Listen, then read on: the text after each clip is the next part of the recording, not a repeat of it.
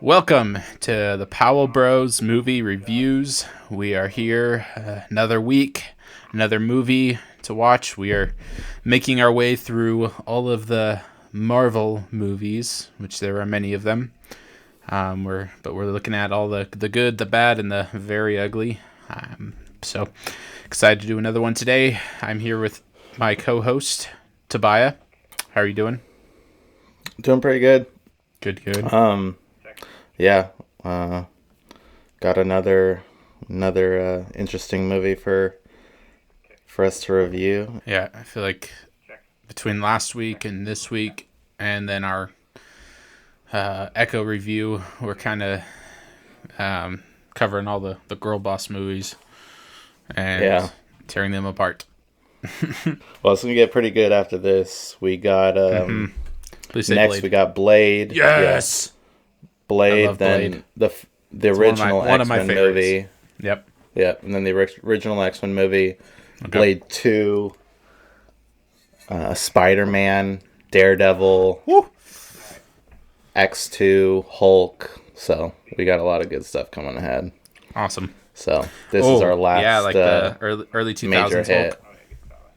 Yeah, the Nice. very first one, the first feature film that we got. Yep. Awesome. So yeah, we got Captain Marvel today. Yes, Captain Marvel. This movie came out in 2019, and it was right after Infinity War and right before Endgame. It was kind of like a setup to Endgame, even though, in my opinion, it wasn't really necessary to even watch this movie for Endgame to make sense. But anyways, it was it was a setup, and it did really well in the box office. It made over $1 billion somehow. But I mean, well, the main reason why it probably did that was because it was coming off of Infinity War, which was one of the and the highest hype grossing for Endgame. Yeah, and the hype for Endgame. But anyways, Yeah. So what were your initial thoughts of this movie? Never really been a fan of this movie. I tried to go in. Okay, so I have like a bias against Brie Larson. I've never really liked her as an actress. Not very many I never people like thought her. she's very I don't like her talented or anything. So either. No, she's not a good actor. yeah, so that was kind of, I was trying to ignore that, but pretty hard because she is the star. Right. But even that aside, there wasn't much to redeem this movie, in my opinion. For sure. It's got a lot of rough spots, for sure. Very heavily, what's the word? Agenda forced movie, Right. in my opinion, which a lot of that we can work through. But I am a big fan of the guy that played, what's his name? I wrote it down.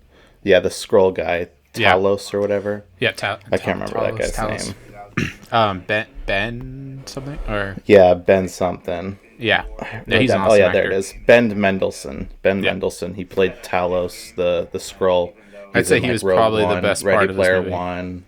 Yeah, he's a phenomenal actor. I've everything I've seen him in, I've liked him in. So, he's a very big redeeming factor of this movie, in my opinion. But I forget he was in Rogue One. Yeah. Do not choke on my aspirations. That's the guy that choked. Right. He was also probably the best part of that movie as well. Yeah, for sure. Yeah, and then he was the bad guy in Ready Player One. Which is just a movie I really enjoy. So. Yep. But yeah, there's a lot to work through in this movie. A lot that we'll be going through. I don't know where you want to start. What are you kind of thinking? Yeah, I mean, let's just start with the story, which I feel like was definitely one of the biggest lacking parts of this movie.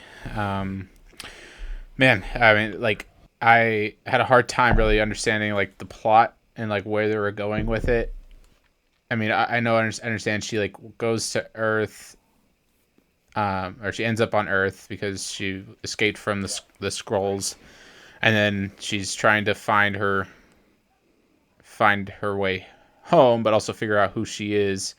And I just feel like it was just kind of circumstantial. There's just things happening to her and things she was experiencing. And then her memories start coming back. And then, once we get into like the third act, when they're on the ship going onto that space station satellite thing in space, it was just like, oh, okay, we're already here.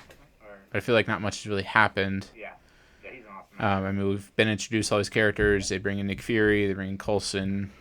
But by that point, it's like, okay, we don't really know where we're going here, what's going on. And it's like, for a while, you think the Skrulls are the bad guys, but they're not. They're actually the victims and being oppressed by the Kree. So there's a big shift there when they're on the farm, which all kind of happened really fast too. It's like, oh, yep, we're good. Yeah. Never. Yeah, this was a movie that had it was supposed to be like a big twist of like who the bad guys really were. Yeah.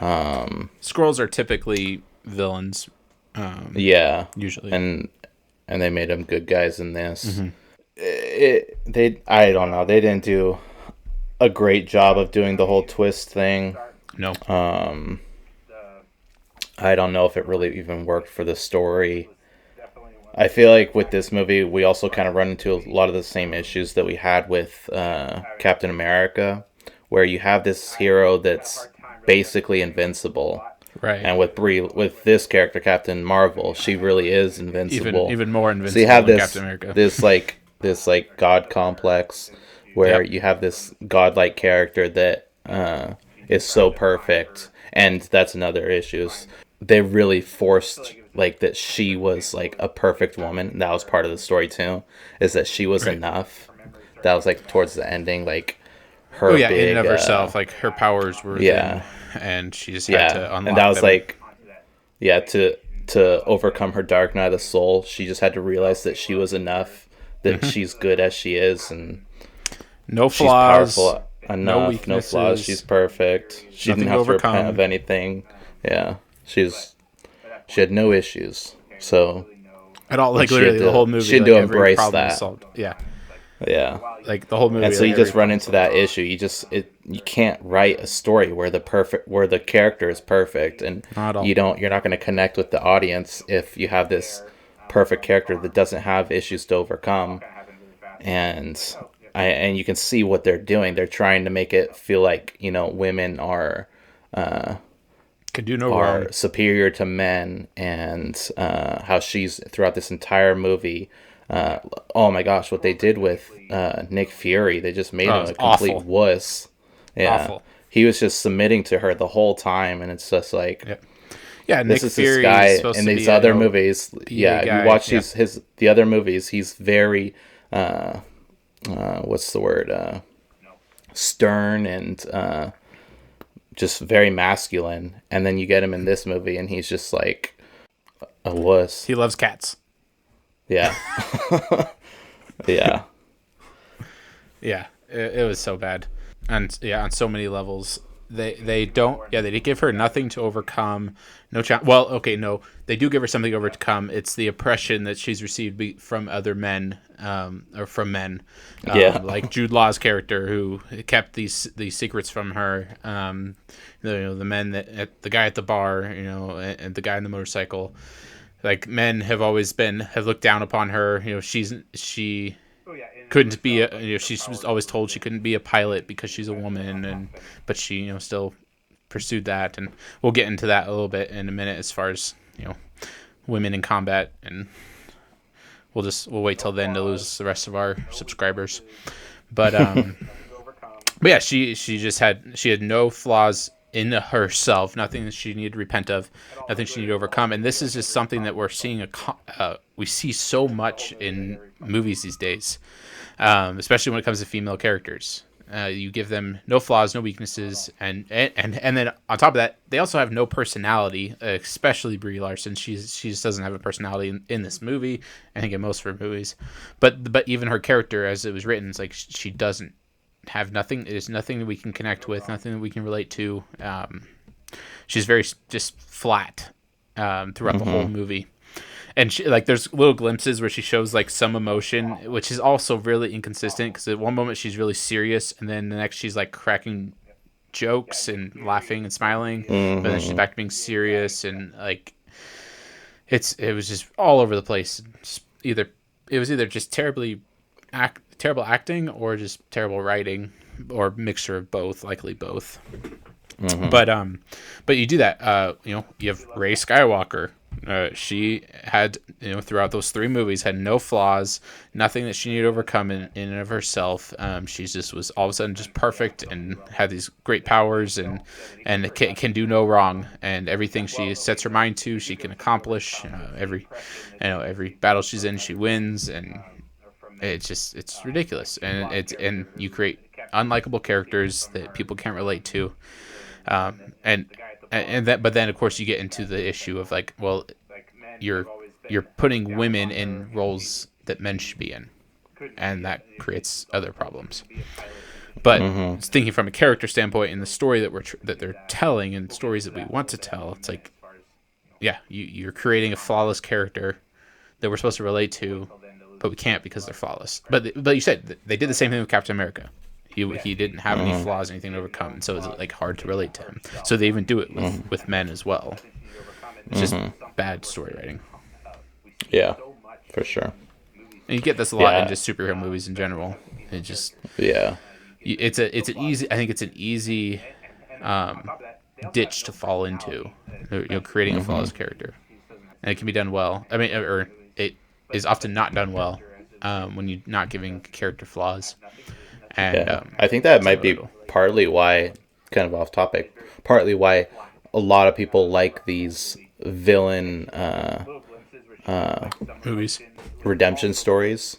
Oh yeah, because they do so well with that. Like, you have these villains with clear flaws and they overcome them, and I think that's one reason people are really drawn to those. Like Loki, Joker, things like that. Well, I guess Joker doesn't redeem himself, but you have just all these redemption stories, and you can really see, like, that's why, because they see that they have flaws, and then they overcome them. Right, except for but then you get these heroes. Yeah, a good example of them. Right, go ahead. Sorry. You just get these heroes that don't have any flaws, and then there's nothing to connect with. Right, and that's what we see with Echo. Which we'll get into, but like Echo, she's supposed to be a villain. She is a villain. She's a murderer. She's killed people, and they give her no redemption story and nothing, no sympathy, nothing that she needs to repent of, and it's another terrible Marvel project. Yeah. One of the things about this is that, I mean, you kind of touched on it, is that, well, so this is what I wrote down as like a definition of what they made like Captain Marvel in this show. They put a female lead and make her perfect in a world where it's the world around her, the world being men actually, that is imperfect, and they have to adapt to that imperfect world to become the heroes they truly are. Right. And yeah, so you get it. That's like what they have to overcome is the imperfect world, or mostly the men. It is. I mean, all the imperfect people in this movie were men, which obviously wasn't an accident. And that's what they have to overcome and adapt to. And it's not mistakes of themselves or things they have to overcome themselves. It's this imperfect world. And Captain Marvel, she wasn't doing anything wrong. She was sacrificing herself. She was trying to save everyone when she had that crash. It wasn't anything she did wrong. It wasn't anything she needed to learn. She just needed to get her memories back to remember how great she was, and then unlock her potential, her powers, which she was actually being restrained because of men, because of the chip that was put in her head. Which I'm sure there's an analogy there. I mean, she's being, her potential is not be able to be unlocked because she's under the servitude of, or she's in service to men. Those above her. So, yeah. Yeah, it's like that scene towards the end where she was fighting that guy, and he's like fight me without your powers. Prove to me that you're worthy. Right. And then she like blasts him and says, "I don't need to prove anything." That was a great just analogy of the whole movie. Yeah. But not accomplishing what they were trying to accomplish. Yeah. Yeah.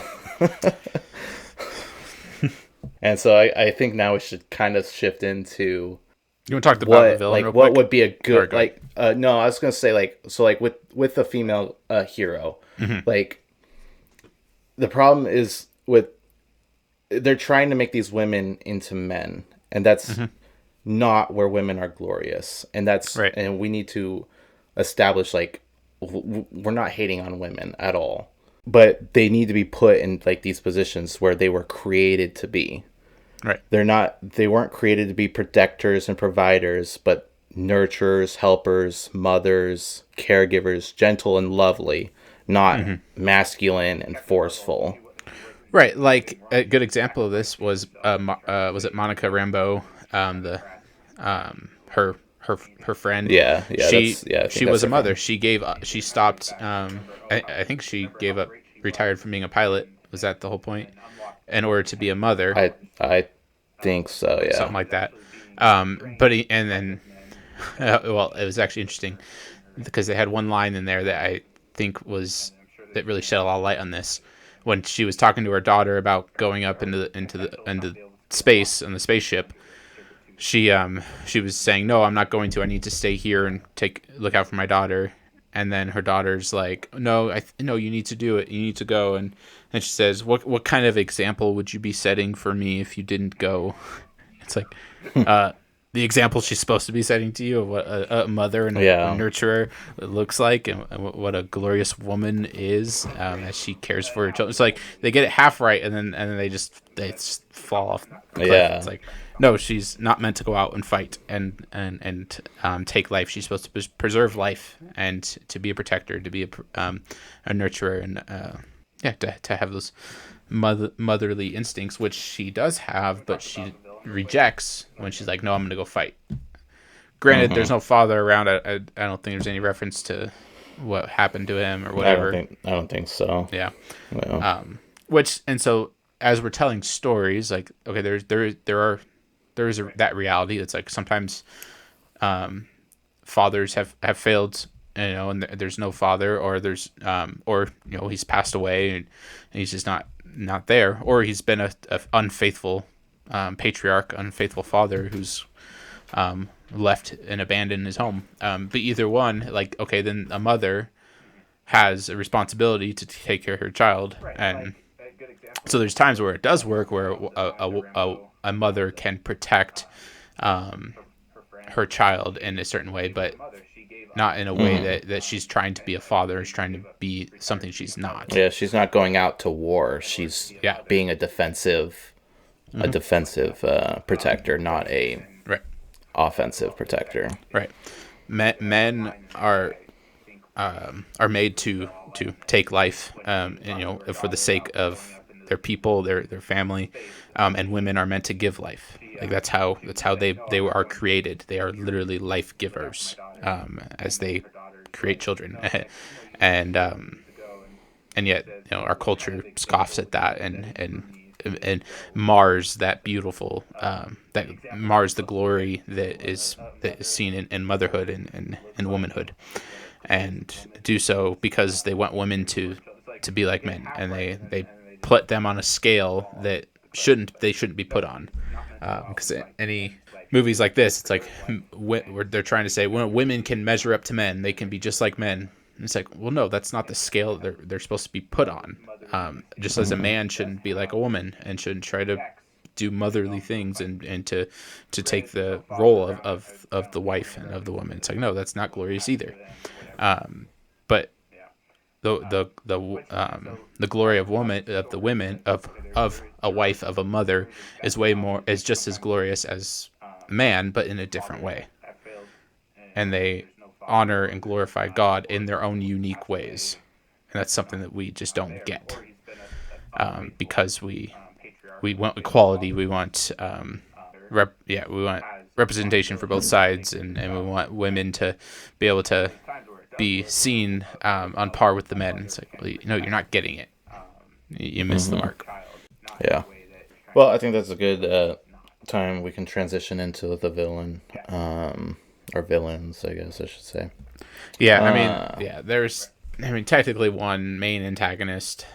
Yeah. But then you bring Ronan into it. You have the Skrulls for a little bit. You think they're the villains, but they're not. And then yeah. I don't know. So it's kind of for actually messy. most of the movie, you think the Skrulls are, and then it's just kind of a random transition at one point where he's just like, "I'm not the bad guy," and then they're like, "Oh, okay." You don't say.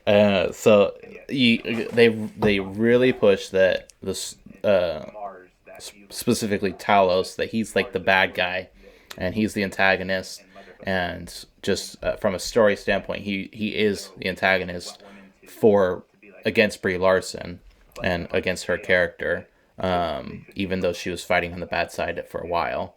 So he is technically the antagonist up until that point where you realize, oh no, this other guy that we thought was the good guy was actually a bad guy the whole time. And then you get the final battle and all that stuff.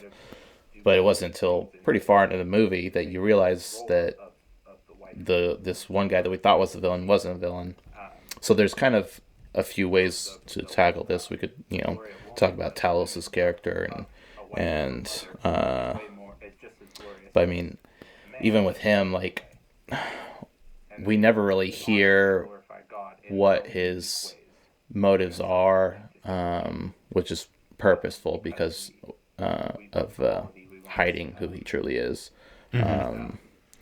But they tell her that he's like that they're terrorists, that the Skrulls are terrorists, and that Talos is like the leader of the Skrulls, and that he's like the lead terrorist guy, and that they're trying to destroy planets or something. Wasn't that it? Or I don't know. They wanted a weapon that they could use to destroy planets, to travel between planets faster and destroy them. Isn't that what the real villains wanted? That was what the real villains wanted. But what were they telling Captain Marvel? Well, they were the Skrull were doing. It was related to the terrorists. Oh, okay. Because that's why they went to Earth, and that's what even the Skrulls were saying, like, hey, like, we need to find this weapon. Yeah. Before he does, yeah, okay, yeah. Right. Yeah. Yeah, so like up to that point. You have this guy that she's fighting against this whole time, and she's thinking he's the bad guy, and obviously they lie about his motives. They're saying that he's trying to get this weapon or whatever, and they're trying to get it before he does so that they can have control. And then you find out that the guy that's telling Captain Marvel about the Skrulls, that he's actually the bad guy, and he actually wants the weapon to destroy planets, and he works for Ronan, which this movie actually has a lot of connections to Guardians of the Galaxy, but so he wants the weapon, and he's actually planning to destroy Earth because the Skrulls are on it, and they're trying to completely eradicate the Skrulls and destroy them. And you find out that the Skrulls are just trying to find a planet to live on and survive on. Yeah, find a home, because their planet was destroyed, and so they're just without a planet and without a home. Yeah. And so that was their true motives, was to find a home. And then Captain Marvel finds that out and learns that, this group of people I've been following are not who I thought they were. Right. Are there any specific points in the villains that you wanted to talk about? I was just Jude Law's character was just very flat. There wasn't like much to him. I mean, they explained his motivations, but they aren't very clear throughout the movie. And he's just evil because he wants, or he. Well, no, like I don't think his motivations are really explained, or like why it is that he wants to do what he's going to do. I don't know. I mean, he's just being commanded by Ronan, but then he kind of wants to usurp Ronan and doesn't want to follow orders and do his own thing. And he deceives Captain Marvel because he thinks he knows that the power's within her, so he wants to control her or get control of the power. I think. Mm-hmm. I don't know, or use her to find it. Yeah, I don't know. It wasn't really clear, and like I said, like we didn't know he was a villain until about halfway or so through the movie, and then at that point it's like, okay, no. Oh yeah, that was the other issue. He poses no threat to Captain Marvel. Mm-hmm. There was a couple moments where they were going toe to toe, but for the most part, like just with her powers, like he is no threat, and so there's nothing intimidating about him. There's nothing that we should really worry about, and that final confrontation was evidence of that. He wants to fight her without the powers, but she's like, nope, not gonna do that, and then she punches him, and that's it. And then he just crawls into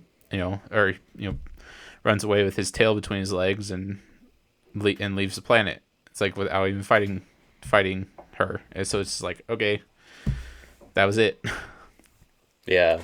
They even ruined Ronan in this movie. Yeah, what in the world? They completely butchered him. Okay, watch Guardians of the Galaxy and see, like, this is a very intimidating villain.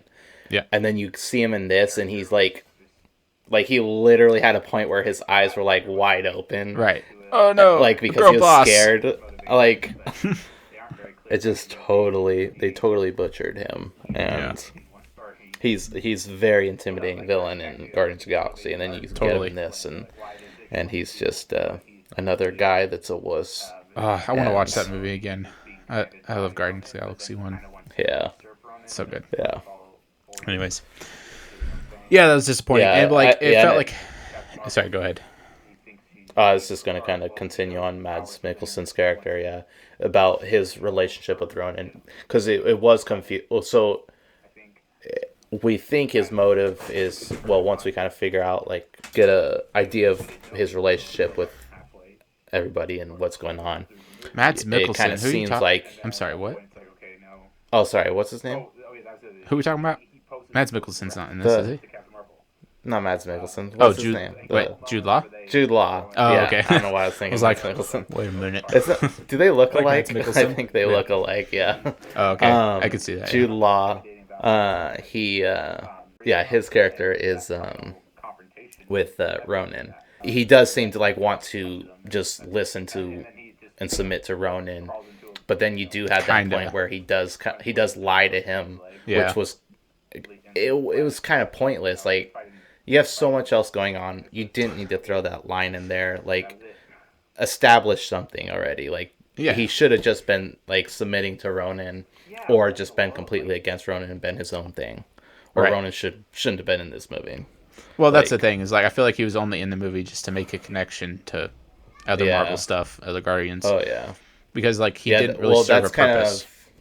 I feel like that's how it was with Nick Fury and Coulson. Like, they're very heavily in the movie, but I feel like they put them in the movie to kind of get that nostalgia and all that, to get people to the movie theater. Like, Coulson didn't do anything in this movie.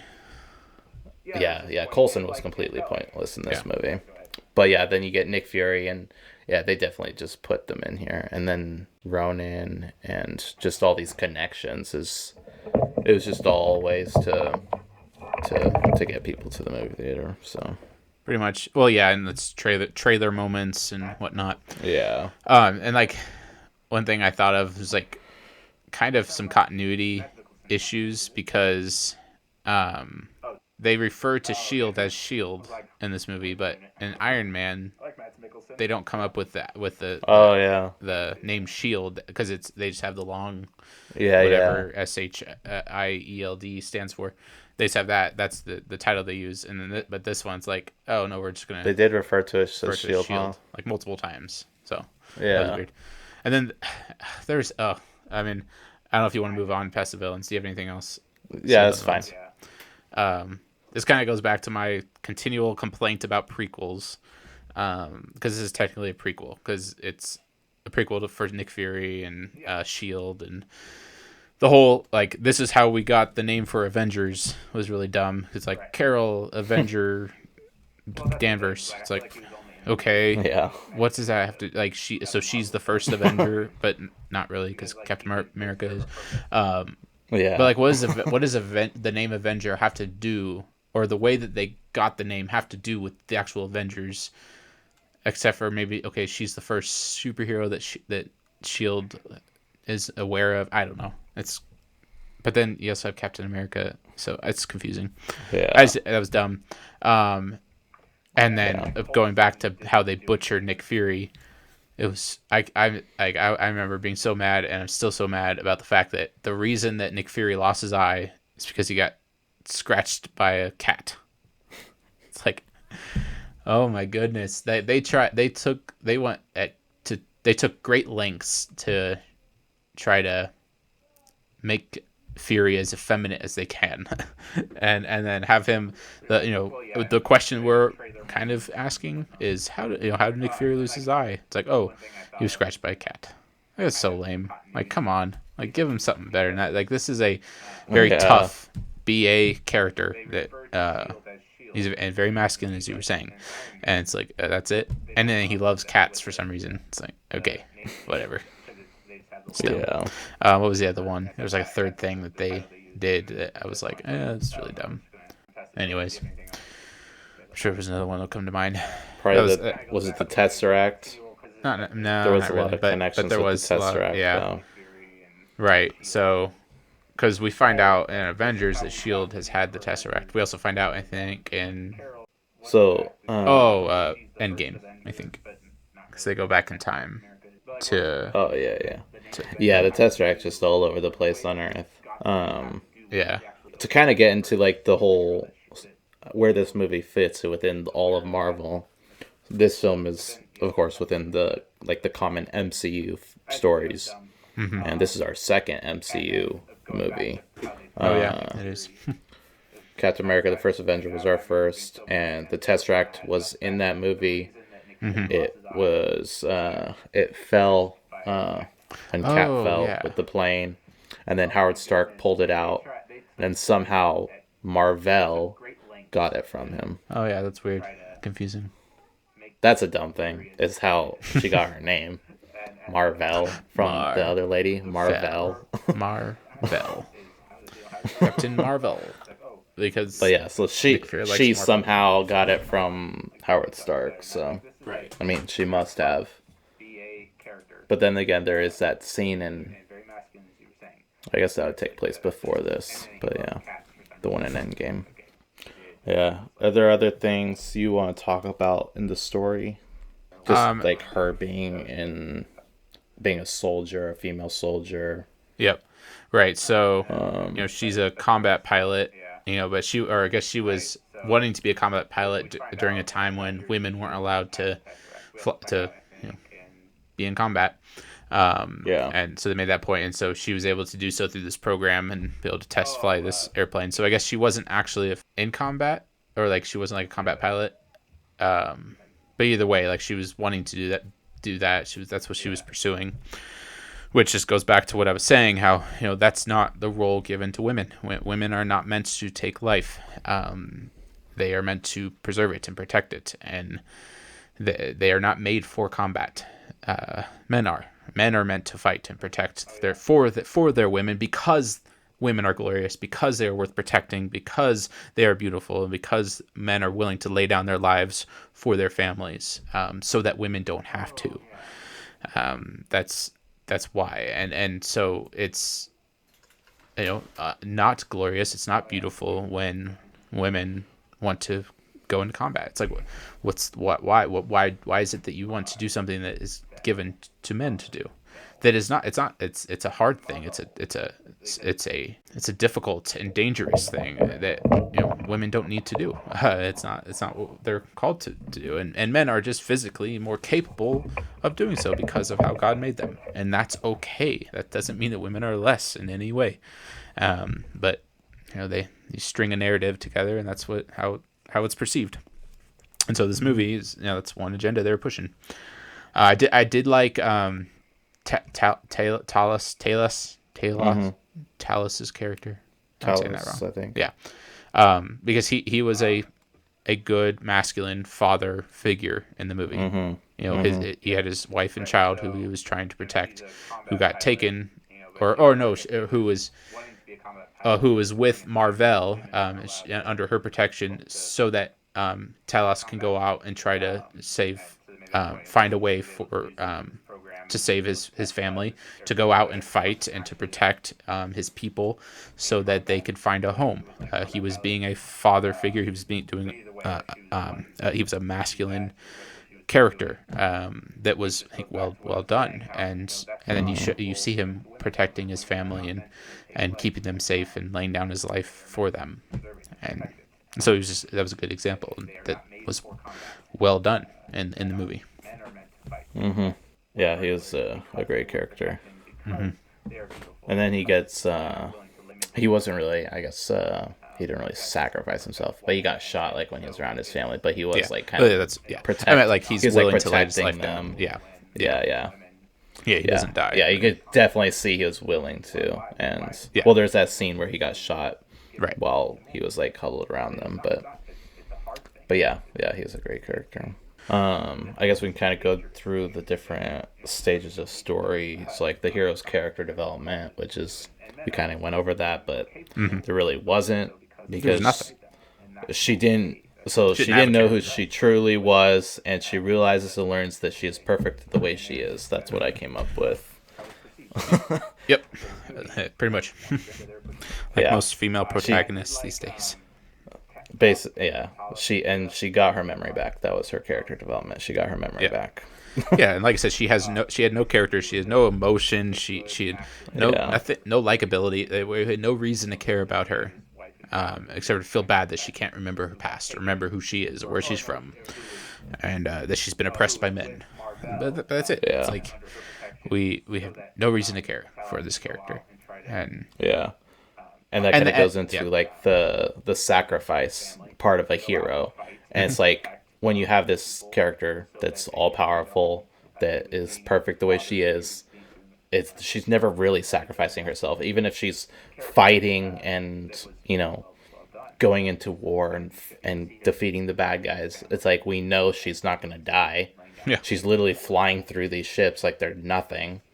That was like the point where your character's supposed to have a sacrifice, and it's not needed when you're an all-powerful boss babe, Right. Pretty much. And she had no Achilles heel. She had no weakness that was mentioned or talked about. But even in Endgame, she's the exact same character. She's just super powerful, has no weakness, no problem. She defeats Thanos. Well, I think she defeats, or they have like one fight, and she defeats all his men, all his armies and stuff. No problem. She just comes in and Well, that's kind of why I think the writers kept her out, is because in her movie there was no weakness established. So if she was there the whole time, it would just be a very dumb story. Yeah, exactly. And then you get into like the Dark Night of the Soul, so which should be the sacrifice, but there was no sacrifice. But the Dark Night of the Soul was when the Supreme Intelligence was in her mind, and she was like all tied up. Oh, right. And to overcome that, she just had to realize she is enough. She don't need anybody. Right. And she can unlock or she can escape the oppression that she's been under. Yeah. Like you said, the little restraints. Little thing was a symbolism. Basically. Yeah, with the computer chip on her neck. Yeah. As far as character development, I don't know if there's much more. Yeah, no. Really say. Not really. Nick Fury, like, did he have any character development? Like, not. Nick Fury. Not really. Not really. The only thing that changes is that he finds out that there's superheroes out there and there's aliens. And he needs to start the Avengers initiative in order to, protect the world. So, but that was it. Well, I just want to put a little plug in here. So if you made it this far, you clearly like our show. So if you want some more, we have our after-hours show, Movie Chronicles with the Powell Bros, where we go over the Stan Lee cameo, the end credit scene, and this one had both, so we will definitely be going over all those. And typically we'll either do a just kind of talk about other movies in Hollywood and stuff, or sometimes we're going to be doing mini reviews, probably a little more often now, but we'll be reviewing Echo and doing a special review for that. And yeah, so if you're interested in that, you can find us on Patreon and support the show, and the support from that can help us continue doing the show and releasing these reviews for you guys. And we appreciate you listening, and yes, yeah, we enjoy doing this. It's fun. Totally. With that said, did you have anything else you wanted I don't know, I was put on cinematography, this? Music score, CGI, like nothing really stood out. Yeah. CGI actually wasn't too bad. It was just No, it wasn't. This was like peak Marvel CGI. yes. It really was. This is like after Infinity War, before Endgame. Both of those movies had really great CGI. And this movie definitely had really good CGI. I was actually surprised. I thought I had remembered the de-aging being pretty bad, but it was good. Like, because Nick Fury and Coulson both had de-aging. I don't know if you knew that. I knew Coulson did. Did they actually de-age Sam Jackson? Okay. Yeah. Yeah, that makes sense. Because I remember a behind the scenes thing that I saw, or an interview about them, and they were making fun of each other because they had white dots on their faces because they were so old. Okay. But nice. But yeah, they did de-age both of them, which looked great. Like, yeah, Coulson, I guess, he's the one that stood out a little more. But yeah, he stood out definitely more than Wasn't Nick too Fury bad. did. But no, the CGI was pretty good. And then acting, again, not a fan of Brie Larson, as it is, and and then like you said, I want to say Mads Mikkelsen, but it's not Mads Mikkelsen. Jude Law. What's his name? Jude Law. Yeah, his was he had just a flat character. Yeah, his acting was bad. Terrible. His acting wasn't really bad. He's a great actor. So yeah, I don't know. And then the guy for Talos, like I said, I'm a big fan of him. I thought he did great and handled that character really well. He really dives into his characters when he gets into it. Definitely, I think it was good. I'm trying to think. He was score. He was a villain of another movie that I'm trying to remember that I like. He was an antagonist. I can't remember. Well, he was an antagonist in Rogue One and Ready Player One. Right. There was just another movie I'm trying to think of. Huh. But I don't know. Anyways. Sorry, you were saying music score? I thought it worked pretty good. Some points maybe a little too much, a little too forced, but yeah. I thought it worked fine. Comic book accuracy. This is something we can kind of get into. Captain Marvel was most commonly a male in the comics. Right. For a while, yeah. For a long time. There are definitely female versions of Captain Marvel. And Captain Marvel's a title. It's not like a name. It's most of these heroes are their titles. And most often it originally was a man. And but of course they wanted it to be a female in this series. Yep. In the MCU. Yeah, I mean, so as far as them changing it to a woman, and but like I said, that is common in the comics. Other than that, I mean, like the suit is pretty much accurate. The scrolls are besides the fact. I guess I don't know as much. I just know like Secret Invasion. The scrolls are villains in that, and that's a really popular comic book arc. So Australia, that's it. Was he an antagonist in that? Remember Australia with Hugh Jackman? Was he in that? Yeah, he was in that. Man, I haven't seen that in a long time. I think he's an antagonist in that movie. Maybe. I don't know. Anyways, that was just what I was thinking. I can't place it. Yeah, no, you're good. I want to look it up. For some reason, they released that because that movie's so long. I don't know if it was Peacock or HBO Max. They released it as like a TV show. It's called Faraway Downs. It's basically the whole movie. Yeah, they re-edited it and shot scenes for it. Really? Yeah. Oh wow. So it's like its own thing. I mean, it's the movie, but they re-edited it and added scenes to make it work as a show. It's a really weird thing they did. Interesting. Anyways, to stop getting off track, I think that's pretty much it for me. I don't think I have anything else to say. Do you want to? I'm looking to see.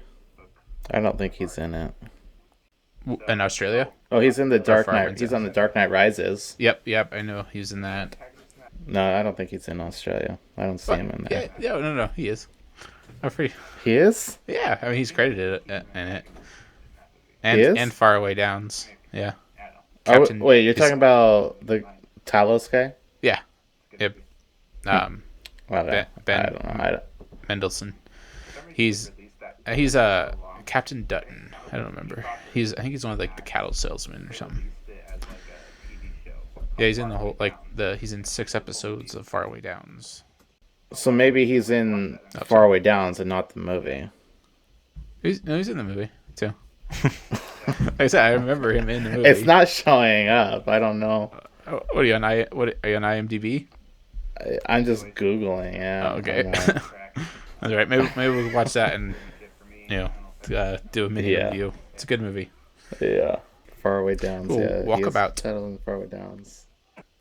Oh yeah, he was in Spider-Man's Far. Pretty old. Wait, 2008. He was in Far From Home. Is Australia. Oh, Captain Dutton. Forgot he was in Far From Home, but as a Skrull. I think that was like at the end. Oh yeah. Because he was Nick Fury. At the end credit scene. Yeah. Oh, end credit scene. Yeah. Yeah. Did you watch Secret Invasion? No. Neither did I. Have you? Another butchering of Nick Fury, but no, I did not see it. I did not want to watch it. I have no desire. All right, we should probably wrap up this up. show, and we can get into a lot of this stuff in the after hours. So if you want to listen to more of that, you can tune into our after hours. Yeah. All right. So rating. I went back and forth on this one. I can give you my score because I was trying to think of other movies we've seen. There wasn't much redeemable about this movie, and so I gave it a 3.9, which I put it above Dark Phoenix, barely. But Dark Phoenix just had way too many problems. But this one also has a lot of problems too. So I put it around close to that one. I don't know. What do you say? Yeah, that's probably about right. I'm trying to think if I'd put it above Dark Phoenix, but I just don't know if I would. I mean, there really wasn't much redeemable about Dark Phoenix. But same with this one, and they're just bad movies. Yeah, for sure. So, I maybe just 3.8. Put it right at 3.8, right above. Yeah, let's do it. I think 3.8. Yeah. It's like that's our. Yeah, I mean. Yeah, that's our review for Captain Marvel. Another pretty low movie. Yep. If you look at our scores, they're all pretty low right now, so we're hoping we'll get some higher rating movies. See a good movie. Wait. So we're doing Blade next. Yeah, Blade is next. Awesome. I'm excited. Yeah. You've seen Blade, right? Have you seen all 3? Yeah. We actually just watched them all, so I don't think America will watch them again, but I'll be watching them. We watched them during Halloween season, so nice. Yeah. So I watched the first one for Halloween. But But yeah, we got a lot of good movies coming up. Blade. That one's gonna be interesting because that's a race swapped character who I think actually does well as a black character. Like I think it worked and it was done well, and it wasn't like it wasn't it wasn't forced in any way, and I think it was well done. So I'm excited. Yeah. Well, even Nick Fury was a race swapped. True. Yeah. We never even got into that, but yeah, he's I guess this is our first movie seeing Nick Fury. First Nick Fury movie. Yep, that's true. Yeah, I think he was like in maybe the end credit scene of Captain America, but oh yeah, or the very very end of the movie. Maybe was he? It was. Well, it was the very end of the movie. Very end of the movie. Because after Captain America wakes up, he wasn't. He did say something. Yeah. Okay. Yeah. On the so we never streets got of into that. New York. But yeah, this is like the first time we actually see him. So as far as comic book accuracy, he is a white character, and this is the first adaptation ever of him as a black character. But he does an amazing job, and I have absolutely no complaints about that race swap. Right. That's the thing about race swaps. If you're race swapping it because the actor is just a good actor, then that's fine. But if you're doing it just to be political because of identity politics and for agendas, it will fail, and we can see when that happens. Like Nick Fury, like this came out in 2008, was a good movie. Samuel L. Jackson is a really famous, good actor. Like it wasn't gonna fail, and it didn't. Like he's a beloved character, a beloved version of Nick Fury. I mean, although they butchered him in this movie, and all the other movies, he's very good. Yeah, totally. Well, okay. Well, so we'll wrap that up, and we got some more recording to do. We usually just hit stop and play again and record our after hours. So if you want to sign up for that, it's just $5 a month.